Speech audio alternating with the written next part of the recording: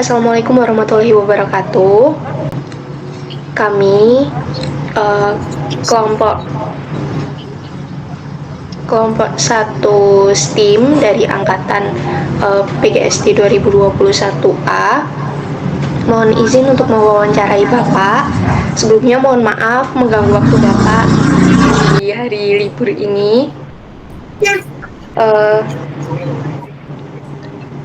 Jadi kelompok kami ini mempunyai project berupa EcoSTEAM. EcoSTEAM ini menerapkan EcoPrint, yaitu teknik mencetak menggunakan bahan alami atau ramah lingkungan.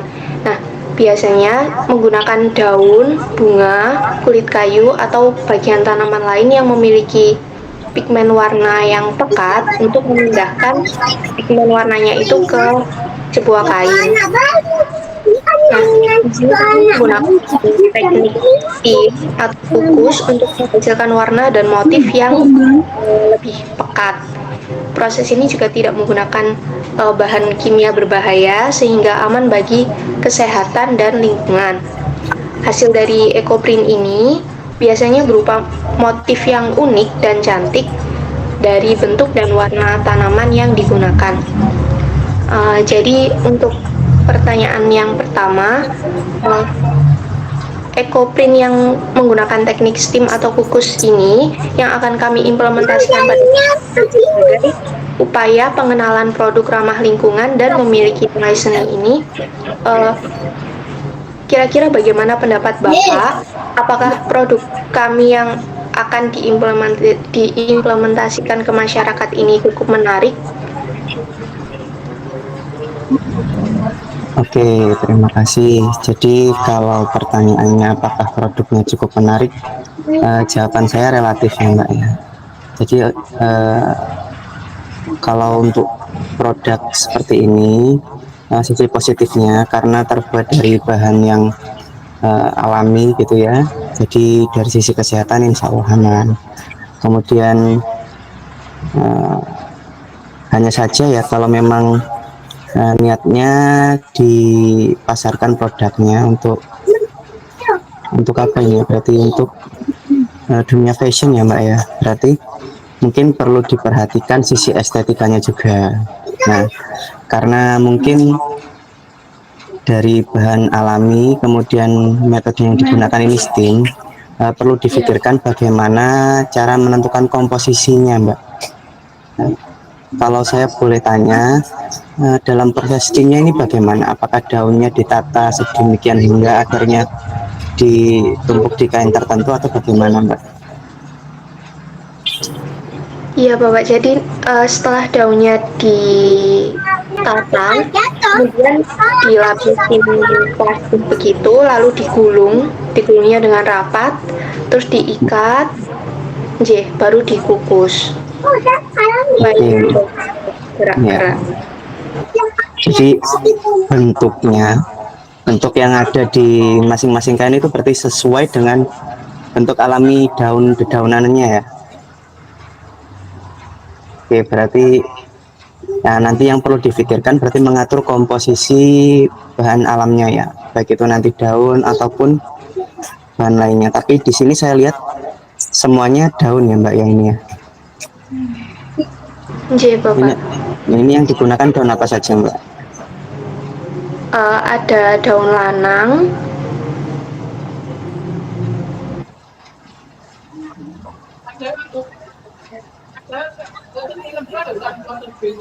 Oke, daun lanang saja. Ada lagi Bapak, tapi lupa namanya sebentar.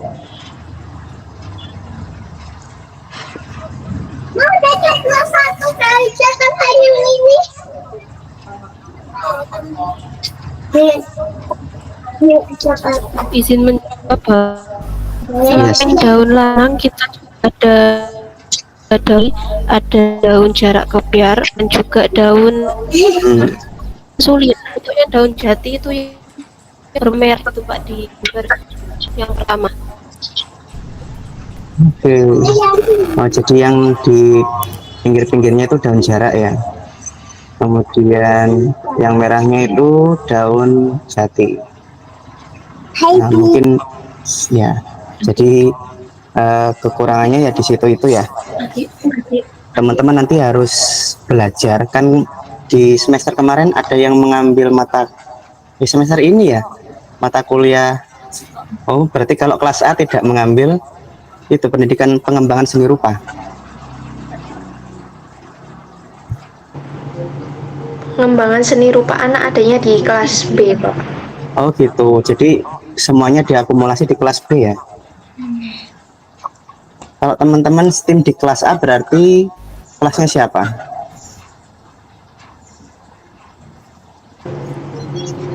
Pak Kelasnya Pak Riki, Rik, Pak Riki, Pak Ali, Hanis, dan Pak Pak Ali. Hanis. Oh, Pak Ali. ya mungkin kalau dari saya relatif yang nggak bisa menarik bisa tidak. Tetapi kalau dari sisi SDGs-nya ya, Sustainable Development Goals, ya ide ini bagus untuk menjaga kondisi alam kita ya Mbak ya, karena otomatis kalau bahannya alami nanti residu-residu pada saat mencuci dan lain sebagainya kan otomatis tidak berbahaya, jadi kelebihannya di situ. Tetapi kalau dari sisi estetikanya kemungkinan bisa menarik bisa tidak. Nah, cara mengukurnya sederhana sebetulnya Mbak. Kalau teman-teman semua ini ya, Mbak Dinda, Oktavinda, Mbak Azliza, dan Mbak Mera PD menggunakan barang ini berarti kemungkinan menarik. Karena teman-teman semua saja PD menggunakan barang ini, berarti memang ada pasarnya gitu ya. Tetapi jika teman-teman sendiri tidak PD menggunakan barang-barang ini, berarti ya harus ada perbaikan yang dilakukan. Misalkan yang paling sederhana ya sebenarnya penataan motifnya ya, terutama yang saya lihat kalau yang tote bag sudah oke lah, komposisinya juga lumayan gitu ya. Hanya saja yang di kerudung itu ya Mbak ya, seperti lebih kurang teratur lagi komposisinya. Sebenarnya tidak harus simetris juga, tetapi minimal komposisi dari peletakan benda-bendanya itu nanti diperhatikan lagi. Dan kalau bisa nanti dipadukan lagi, karena mungkin ada beberapa potensi dari bahan pewarna lain yang bisa digunakan tetapi tidak bisa dikombinasikan dengan metode steam ini ya, atau dikukus ya. Misalkan daun jati itu sebenarnya bagus ya kalau misalkan diekstrak dulu warnanya, merahnya jadi kelihatan lebih bagus ya. Tetapi kalau sekedar ditempel ya akhirnya seperti itu ya, kurang maksimal menurut saya. Jadi nanti browsing-browsing lagi, kemudian bagaimana cara yang pas gitu ya untuk mengaplikasikan warna tersebut. Kalau memang bisa dikombinasikan dengan metode yang lainnya ya kenapa tidak gitu. Jadi memang ekosistemnya boleh, seperti halnya yang daun jarak itu sudah bagus ya, karena tetap bisa keluar bentuk dari daun jarak itu, terus warnanya juga cukup aman ya. Hanya saja mungkin beberapa seperti halnya yang di daun jati sama daun-daun yang warna coklat itu ya, yang akhirnya sedikit tidak teratur komposisinya. Itu mungkin Mbak jawaban saya. Jadi relatif ya bisa menarik bisa tidak, tergantung dari komposisi dari karyanya itu sendiri ya, produknya itu sendiri. Dan cara mengukurnya sederhana, kalau memang teman-teman pede untuk memakainya berarti ya insya Allah akan menarik juga.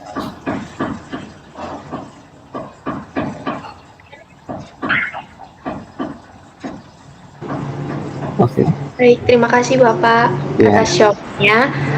Untuk pertanyaan yang kedua ini, kami menemukan sedikit kesulitan untuk mencari bunga yang mungkin pigmen warnanya itu agak pekat gitu. Kira-kira apakah Bapak ada rekomendasi untuk bunga atau mungkin bagian-bagian tumbuhan yang lain? Sebenarnya mungkin ada ya beberapa ya Mbak ya. Kalau daun jati itu tadi ya, kalau diekstrak dia warnanya lebih keluar. Terus kemudian kalau warna oranye ya teman-teman udah tahu ya, kunyit. Kemudian kalau hijau mungkin daun pepaya. Kalau merah buah-buahan bisa buah naga. Ya, kalau sedikit susah buahnya untuk di apa itu dikukus, dicetak gitu ya, ditempelkan di kain, bisa pakai kulitnya. Nanti kulitnya bisa diiris atau diukir dari bentuk tertentu gitu ya, agar bisa nanti membuat bentuk tertentu ya, nanti teman-teman bisa atur ya. Kemudian ya bunga sepatu, teman-teman tahu bunga sepatu ya, itu juga sebenarnya lumayan kuat itu pigmen warnanya ya, tapi ada caranya. Jadi nggak semerta-merta bunga sepatunya langsung ditempel seperti itu, tapi dikupas sedikit kulit arinya. Nah itu bisa lebih keluar lagi nanti pigmen warnanya, nanti teman-teman bisa coba. Terus ada yang namanya mangsi, teman-teman ada yang pernah tahu namanya mangsi ya? Yang bulat-bulat itu loh, warnanya ungu atau biru dongker itu ya. Nah biasanya kalau desa ya, dari desa kayak saya ini tahu ini mangsi, sering dibuat mainan. Atau kalau dari buah, dari murbei. Nah itu juga bisa digunakan. Ya mungkin itu sih alternatifnya. Kalau bunga selain itu juga ada bunga telang ya, namanya bunga telang yang warnanya ungu. Nah itu juga bisa digunakan. Jadi sebenarnya banyak ya, nanti teman-teman explore saja yang kira-kira bisa diperoleh gitu ya, agar komposisi bentuk dan pewarnaannya lebih menarik lagi. Ya, baik Bapak, terima kasih. Untuk pertanyaan selanjutnya mungkin bisa diambil alih oleh teman-teman. Baik, terima kasih. Untuk yang selanjutnya ini terkait dengan pola peletakan daun, Bapak. Nah, ini kan secara dari itu kan. Nah, apakah ada teknik susun yang bagus, Pak, untuk menghasilkan pola atau motif yang bisa naik lagi juga atau begitu? Karena kan seperti panjenengan bilang tadi, kalau pola peletakan daun ini tidak harus simetris gitu, Pak. Oke, terima kasih. Mungkin teman-teman juga di semester 4 juga sudah mengampu mata kuliah pendidikan seni rupa dan prakarya. Oke. Nah, di situ teman-teman belajar tentang gambar dekoratif juga. Nah, kalau masih ingat ya. Jadi memang tadi saya sampaikan tidak harus simetris, tetapi cara yang paling aman untuk mengatur komposisi peletakan daun ini ya, daun, bunga dan lain sebagainya, itu menggunakan prinsip simetris tadi. Jadi dekoratif tapi yang simetris. Nah itu yang paling aman, karena kalau kita menggunakan prinsip simetris ya aman kan, tinggal misalkan dibagi diagonalnya gitu ya. Nah, dibagi sisi kanan dan sisi kiri. Jadi teman-teman mengatur peletakannya lebih mudah lagi.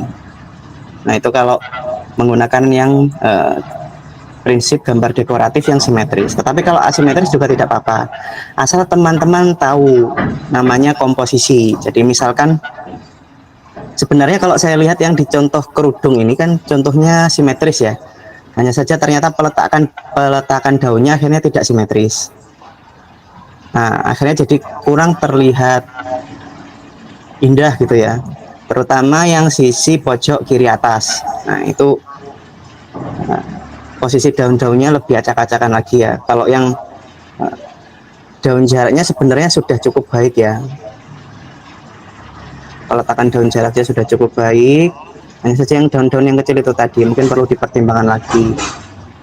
Dan daun jatinya juga akhirnya kan jadi kurang pas gitu ya. Beda halnya dengan yang teman-teman tunjukkan ini ya, tote bagnya ya. Tote bagnya ini prinsipnya asimetris ya, tetapi menurut saya komposisinya sudah bagus ya, karena mungkin luas daerah yang digunakan untuk ekosistemnya ini juga tidak terlalu luas, kemudian komposisinya sudah lumayan pas gitu ya, jadi menarik. Jadi Hal tersebut bisa diterapkan juga di kerudung kalau memang teman-teman menggunakan prinsip yang asimetris. Tapi kalau menggunakan prinsip asimetris, sederhananya ya seperti kalau nyambung di teorinya matematika ya, teori refleksi ya, ya seperti dibuat garis diagonal terus dicerminkan saja. Jadi kalau teman-teman meletakkan satu daun di sebelah kanan, diukur bagaimana peletakan daun di sebelah kiri, jadi agar simetris seperti itu. Kalau simetris insya Allah indah, udah sederhana sebenarnya ya. Kalau simetris indah, apalagi kalau kerudung cara pemakaiannya dilipat segitiga gitu ya, karena ini kerudung itu kan ya segi empat gitu ya, yang biasanya dilipat jadi segitiga dulu. Nah, jadi kalau simetris akan lebih baik kalau yang kerudung. Nah, cuman tadi saya juga melihat sekilas yang baju itu sepertinya malah kurang maksimal lagi ya. Itu tadi. Atau mungkin saya punya idenya begini. Jadi nanti teman-teman itu bukan mencetak di bajunya, tapi di kainnya saja. Nah, nanti baru dari kain tersebut baru dijahit jadi baju. Nah, itu baru bisa lebih menarik lagi sepertinya ya. Daripada dari baju terus dicetak seperti di tote bag ini, kurang pas sepertinya.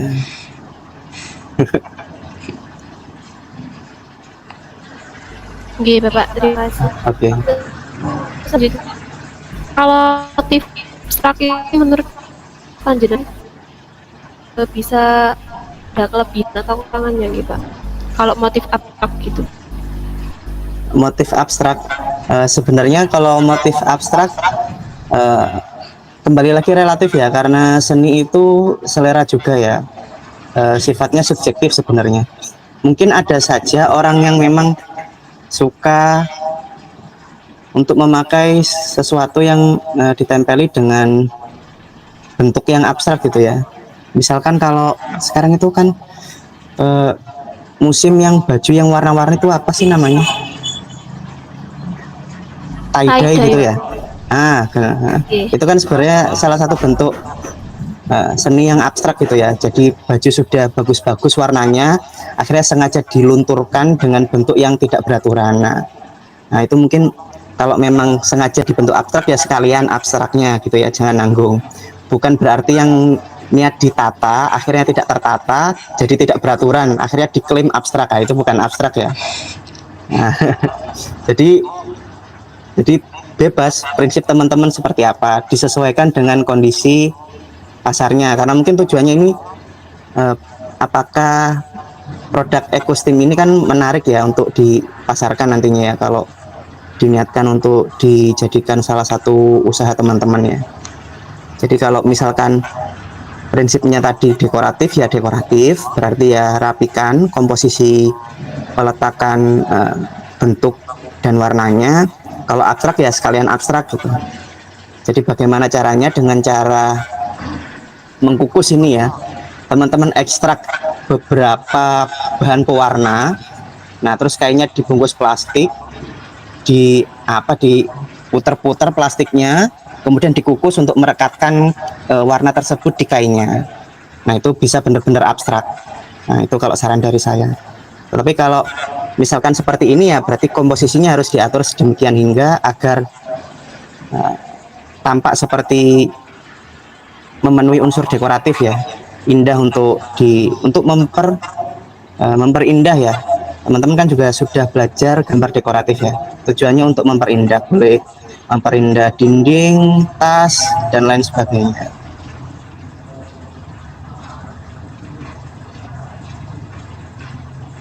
Gimana Mbak Azliza, apakah sudah menjawab?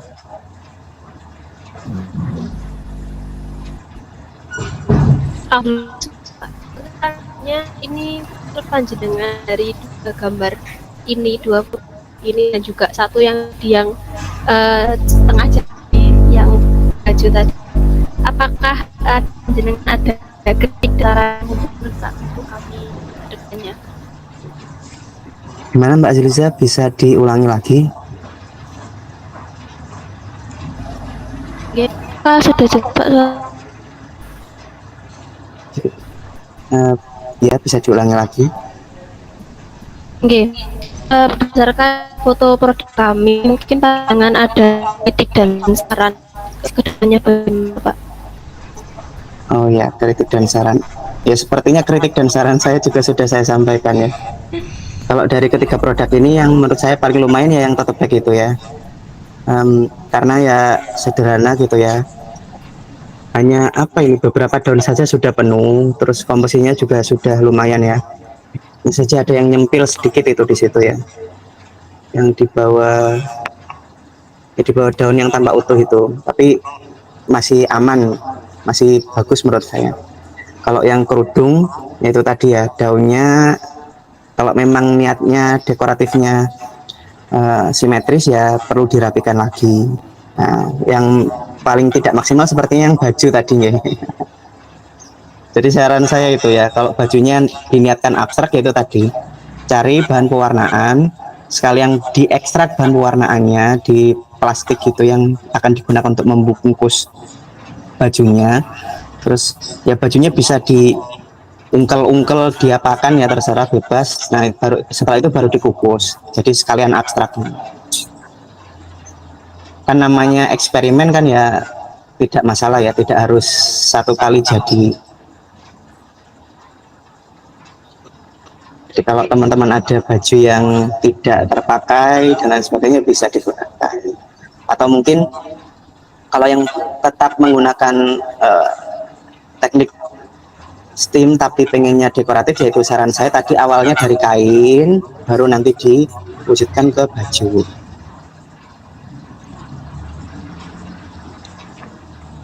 Itu Mbak Azliza kritik dan saran dari saya. Maksudnya sama Mbak Mira. Ya, baik Bapak. Untuk pertanyaan selanjutnya yaitu produk EcoPrint ini kan kami harap bisa digunakan untuk semua gender ya, baik laki-laki maupun perempuan. Sehingga kami membuat produk EcoPrint dalam bentuk tote bag, kerudung untuk perempuan dan juga baju. Menurut Bapak, apakah ada pola khusus atau warna yang dapat disesuaikan untuk target konsumen kami seperti warna yang biasanya disukai oleh laki-laki atau perempuan? Oke Mbak Mira, jadi kalau untuk warna sebenarnya sekarang sudah tidak ada apa ya segmen khusus warna untuk perempuan ataupun laki-laki. Kalau warna sebenarnya unisex ya. Cuman kalau untuk kerudung ya pastinya hanya untuk perempuan ya Mbak ya. Kemudian kalau tote bag atau baju, saya kira mungkin kalau ingin digunakan unisex ya bisa digunakan untuk laki-laki atau perempuan ya, motifnya berarti yang harus di apa ya, dipilih yang sekiranya aman digunakan untuk laki-laki perempuan. Tapi sebenarnya sekarang laki-laki pun tidak masalah kalau menggunakan motif-motif seperti daun seperti ini ataupun bahkan bunga ya, untuk beberapa orang kan terlihat lebih apa ya.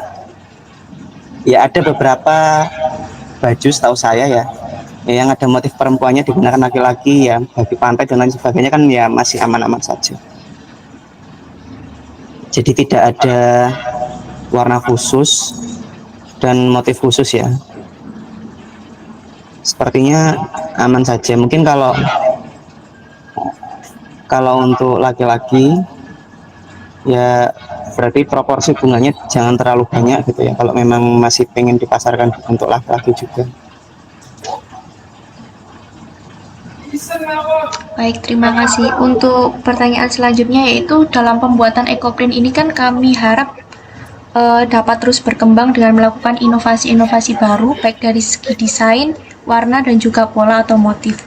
Menurut Bapak, apakah EcoPrint ini dapat digunakan dengan teknik seni lain? Apakah ada teknik seni lain yang dapat menunjang produk kami agar berkembang? Pasti ada Mbak. Nah apa saja ya nanti silahkan dicari. Setahu saya ya itu tadi ya, kalau untuk membatik ya, ini sebenarnya istilah sederhananya ya, Iya. tidak hanya dengan cara mengkukus ya, ada yang mungkin di apa itu, digodok ya, dididihkan, direbus itu ya. Ada yang mungkin diekstrak warnanya terus dicetak setelah warnanya dididihkan lagi, dicetak di kainnya menggunakan alat cetak tertentu. Mungkin ada juga bisa dicari referensinya, apakah bisa digunakan untuk batik lukis, batik gambar, dan lain sebagainya. Jadi untuk bahan pewarnaannya tetap menggunakan alami, hanya tekniknya nanti bisa disesuaikan dengan kebutuhannya. Karena kalau dengan yang dijelaskan oleh kelompok dan yang sudah dilakukan oleh kelompok kan ini hanya steam ya. Jadi daun ditempel bentuk aslinya saja gitu ya. Nah, tapi terkadang kan kita tidak bisa mendapatkan proporsi yang kita mau ya kalau dari daun aslinya. Nah, itu makanya nanti bisa diadaptasi dengan teknik lainnya. Mungkin diekstrak warnanya terlebih dahulu, kemudian bisa kalau memang ada yang jago ngelukis ya digunakan untuk ngelukis kainnya. Nah, jadi disesuaikan saja dengan kebutuhan. Oke, baik Bapak. Terima kasih ini sudah menjawab semua pertanyaan kami. Terima kasih Bapak. Maaf mengganggu Oke. waktunya Oke, liburannya. siap.